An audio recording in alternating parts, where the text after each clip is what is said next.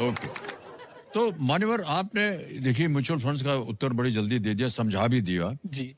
तो ये stock broking वगैरह में आपको कुछ रुचि है क्या? सर एक्चुअली ऐसा है, जो मैं सीए हूँ, मुझे लगता है कहीं न कहीं इसमें शेयर मार्केट या स्टॉक मार्केट का बहुत ही इम्पोर्टेंट रोल रहा है। जैसे एक 2007 की बात है, एक कंपनी थी जिसमें कुछ गड़बड़ी हो गई थी।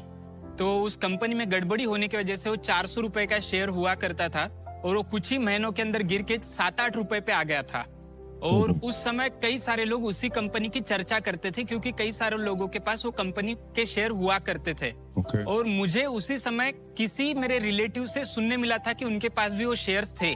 और फिर उसके बाद मैंने उसको देखना चालू किया और 2007 में जब मैं 11 साल का था, तो ₹400 का शेयर गिर करके ₹7 पे आ गया था। तो मैं ये सोच रहा था कि ऐसा क्यों हुआ, इसमें क्या हुआ होगा। और मैंने सिर्फ ऐसा किया, पापा को बोला कि मैं बोला पापा मैं अभी डीमैट अकाउंट तो खोल नहीं सकूंगा, क्योंकि मैं 18 का नहीं हुआ हूं, मैं अभी 11 साल का ही हूँ। तो मेरे लिए सिर्फ आप ऐसा समझो कि शायद लॉस हो जाए, आप मेरे नाम से इस कंपनी के 100 शेयर्स ले लो। तो एक वो समय था जब उन्होंने ₹7 के भाव पे 100 शेयर्स लिए थे। और 3 महीने बाद वो जो कंपनी में कुछ गड़बड़ी हुई थी, एक आईटी की बड़ी कंपनी ने उसको एक्वायर कर लिया था। और उसके बाद वो शेयर 3 महीने के अंदर ₹92 पे छलांग लगा दिया था।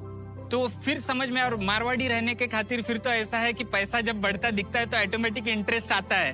तो ₹7 जो मैंने इन्वेस्ट किए थे, मतलब 100 शेयर लिए थे, वो अरे भाई साहब, ये तो ₹92। एकदम बढ़ गए होंगे। जी। फिर ये उसके बाद मैंने उस पर स्टडी करना चालू किया कि ये भाव कम ज्यादा क्यों होते हैं, और कहीं ना कहीं उसमें इंटरेस्ट आने लगा। तब समझ में आया कि ये ज्यादा अच्छा देख सकता है जो बैलेंस शीट पढ़ पाता है।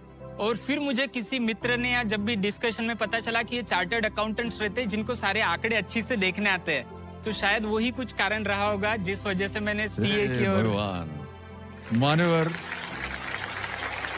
11 साल की उम्र में जी। हम लोग सब बाहर जाकर के क्रिकेट गुल्ली डंडा वगैरह खेलते हैं और आप खेल रहे हैं ये स्टॉक एक्सचेंज।